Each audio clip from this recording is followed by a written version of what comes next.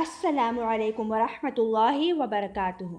آج میں آپ لوگوں کے ساتھ ایک بہت اچھا وظیفہ شیئر کروں گی جو کہ آپ نے ابھی پڑھا ہی ہوگا کہ کس کے بارے میں ہے۔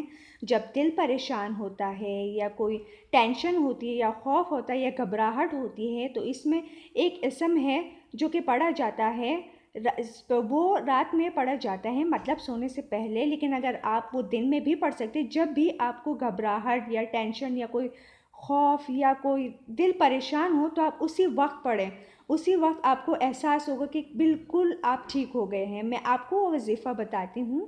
آپ کو یا اللہ پڑھنا ہے، جتنی بار ہو سکے پڑھیں، لیکن 1000 بار ہو سکے تو بہت ہی اچھا ہوگا۔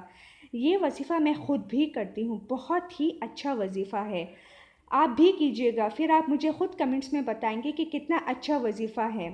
یہ وظیفہ دل کی پریشانی کے لیے یا کوئی ٹینشن ہو، خوف ہو، گھبراہٹ ہو، آپ یہ وظیفہ ضرور کیجیے گا۔ آپ کے اسکرین پر یا اللہ شو ہو رہا ہوگا، آپ یا اللہ 1000 بار پڑھیے۔ بہت بہت بہت ہی اچھا وظیفہ ہے۔